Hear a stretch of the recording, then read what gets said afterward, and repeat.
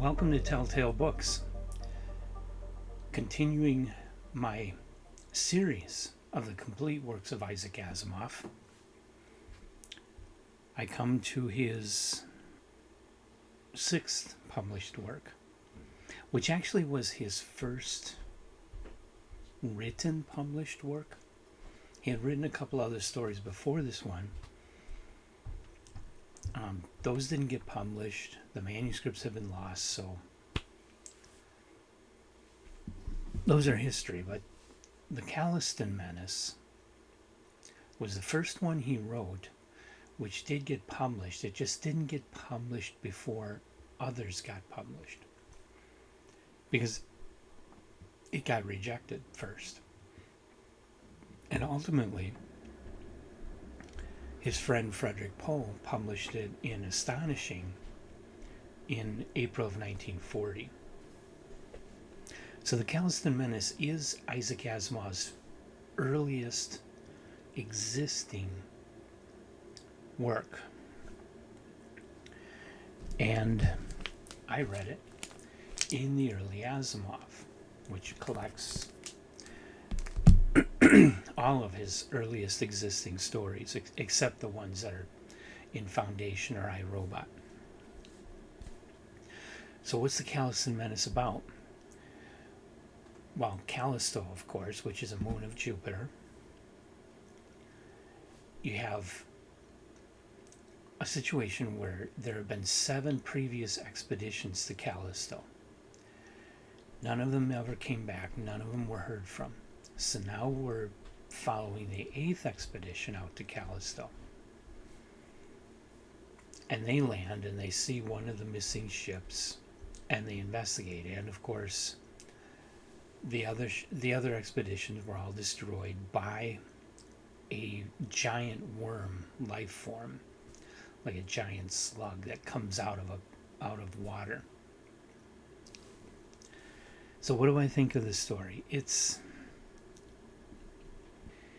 It really does come across as a first work, as an earliest work, as the work of somebody who doesn't have experience yet in writing and publishing and the genre. The characters are very much stock characters. The plot is rather formulaic. And the science is completely made up. This isn't factual science going on here. I'd go so far to say that if you were to have read nothing else by Isaac Asimov, didn't know anything about Isaac Asimov, never heard of Isaac Asimov, and you read the Callistan Menace, you would not see this as something that would lead to a world-famous professional science fiction writer. That this seems very amateurish and does not show any of what Asimov would later be capable of doing. So I know I'm being very harsh on it. It's okay to read. It's not horrible, but you gotta understand it is pretty amateurish and it is dated and it's not real science going on here. Callisto does not have an Earth-like atmosphere and giant slugs coming out of the lakes. So who would I recommend this to? Anybody that really wants to dig deep into Isaac Asimov. It is fascinating, especially just reading this entire early Asimov. It's fascinating to see where he came from and how he developed and his early successes, and it really points the way towards what Asimov would later do.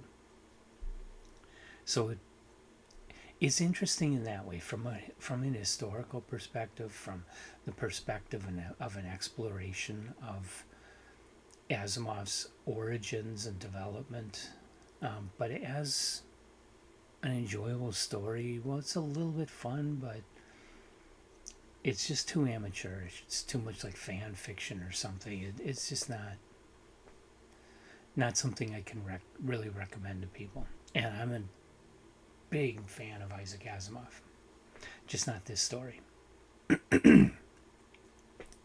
So let's put that one away and move on. The next story in my Asimov exploration, number 7, will be The Magnificent Possession. I hope you'll join me for that. In the meantime, like this video, subscribe to our channel, and come on back and visit often, because there will be more.